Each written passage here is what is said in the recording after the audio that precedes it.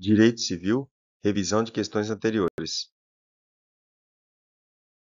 Criação de uma fundação poderá se dar por escritura pública ou testamento. Fundações são pessoas jurídicas de direito privado. Em relação a esse tema, faz jus ao benefício da justiça gratuita a fundação que demonstre a impossibilidade de arcar com os encargos processuais. Não se admite a constituição de fundação de direito privado para fins de habitação de interesse social. O ABC é um hotel situado na capital do estado, no qual Jaqueline ficou hospedada por 10 noites e não efetuou o pagamento relativo à sua hospedagem, apesar de ter assinado o contrato de hospedagem por duas testemunhas. Devido a uma confusão na contabilidade, a falta do pagamento só foi verificada 10 meses após os fatos, momento no qual o hotel ABC decidiu propor ação de execução em face de Jaqueline. Passado um mês, Jaqueline foi citada. Diante da situação hipotética, é correto afirmar que o despacho do juiz que ordenou a situação de Jaqueline é causa de interrupção da prescrição, sendo certo que a prescrição recomeçará a correr da data do ato que a interrompeu. A respeito da prescrição, suspensa a prescrição em favor de um dos credores solidários, só aproveitam os outros se a obrigação for indivisível. Acerca da prescrição e decadência, a prescrição pode ser alegada em qualquer grau de jurisdição pela parte a quem aproveita. Não pode o juiz, de ofício, conhecer da decadência convencional. Pode-se afirmar, sobre a prescrição nas obrigações solidárias, que a suspensão da prescrição em favor de um dos credores solidários não aproveita aos demais, se a obrigação for de pagamento em dinheiro. Com relação à prescrição, à luz das disposições constantes no Código Civil, não corre a prescrição contra os ausentes do país em serviço público da União, dos Estados ou dos municípios. É correto afirmar que corre normalmente o prazo prescricional contra os relativamente capazes em razão da idade. A respeito da prescrição e da decadência, é correto afirmar que a dívida prescrita não pode ser exigida judicialmente, mas constitui obrigação natural cujo pagamento voluntário é válido, não podendo o devedor pedir a devolução do que foi pago. Quanto ao direito de renunciar à prescrição, tácita é a renúncia quando se presume de fatos do interessado incompatíveis com a prescrição. Vejamos uma situação hipotética. João, José e Joaquim são devedores solidários de Manuel. A dívida em dinheiro decorrente de instrumento particular venceu em 9 de 2 de 2014. Manuel está fora do país desde o início do ano de 2014, por ter assumido o cargo de diretor de uma empresa privada multinacional. Em 8 de 1 de 2019, temendo que a dívida prescrevesse, Manuel enviou uma notificação extrajudicial para todos os devedores, exigindo o pagamento da dívida. Joaquim, no dia 1 de 2 de 2019, enviou uma carta para Manuel solicitando a dilação do prazo do pagamento, bem como o parcelamento da dívida em 5 parcelas. Em 25 de 3 de 2019, Manuel procurou um advogado propondo executar a dívida. É correto afirmar que a prescrição não foi consumada para nenhum dos devedores, tendo em vista que o ato de Joaquim ocasionou a interrupção da prescrição para si e para os demais devedores. Pode-se afirmar corretamente que não corre a prescrição pendendo ação de evicção. Mandato é um contrato por meio do qual alguém recebe de outrem poderes para, em seu nome, praticar atos ou administrar interesses. A seu respeito, é correto afirmar que é necessária outorga de poderes especiais e expressos para se alienar, transigir ou praticar outros atos que exorbitem da administração ordinária. Acerca do mandato, é correto afirmar que o maior de 16 e menor de 18 anos, não emancipado, pode ser mandatário. A respeito do contrato de mandato, é correto afirmar, com base na legislação brasileira, que, ainda quando se outorgue mandato por instrumento público, pode subestabelecer-se mediante instrumento particular. A respeito do mandato, o mandato pode ser expresso ou tácito, verbal ou escrito. Sobre o contrato de mandato, é ineficaz a revogação de mandato com a cláusula em causa própria, bem como o mandato não se extinguirá pela morte do mandante ou do mandatário.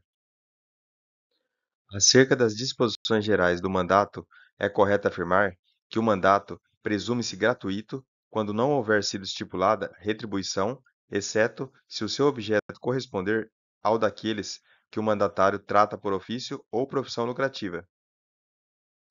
Acerca do contrato de mandato, o terceiro, para quem é apresentado um instrumento de mandato, pode exigir que haja firma reconhecida.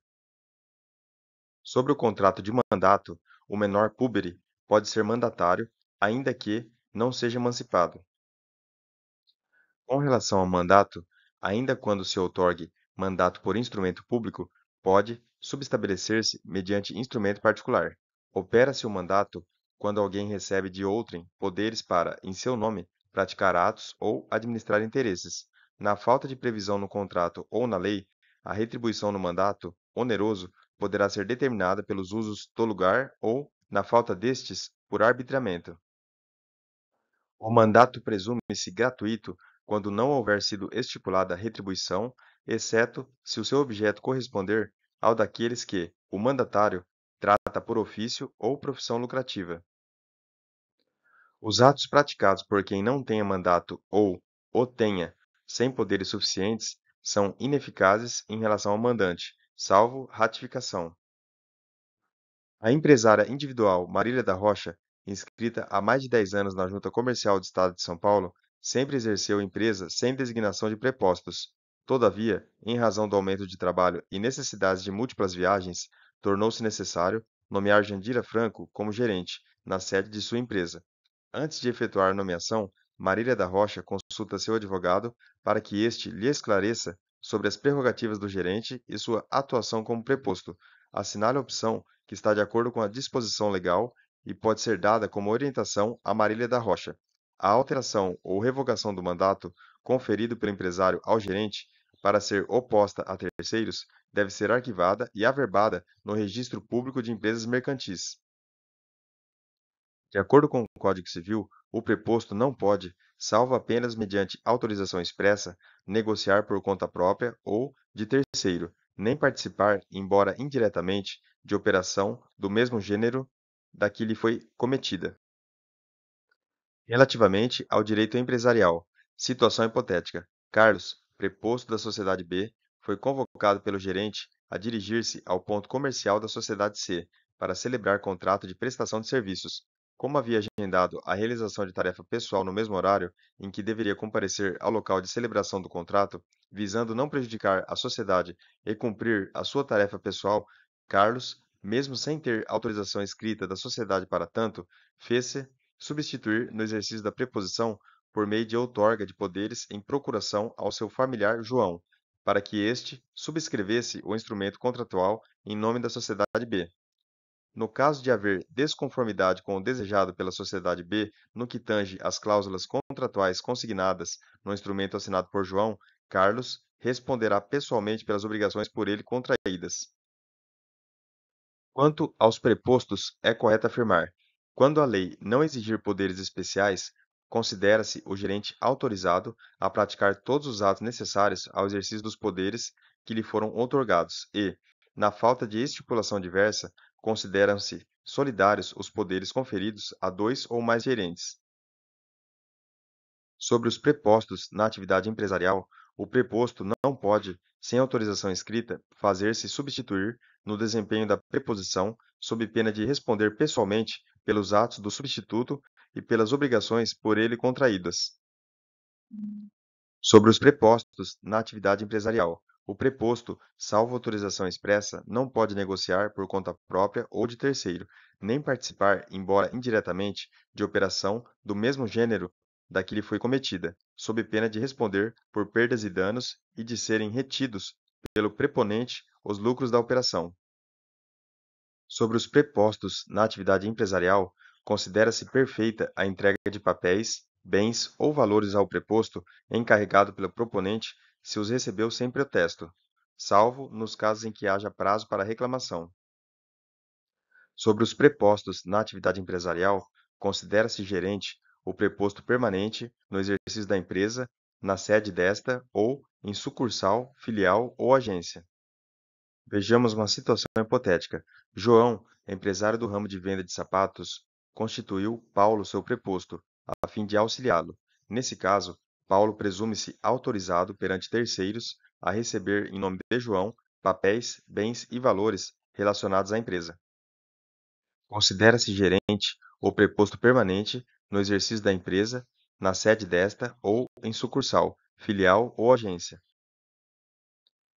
Preposto permanente no exercício da empresa, na sede desta ou em sucursal, filial ou agência, é considerado, à luz do Código Civil, como gerente. Em relação aos gerentes dos estabelecimentos empresariais, considera-se gerente o preposto permanente no exercício da empresa, na sede desta ou em sucursal, filial ou agência. O preponente responde com o gerente pelos atos que este pratique em seu próprio nome, mas à conta daquele. Bons estudos e até o próximo vídeo.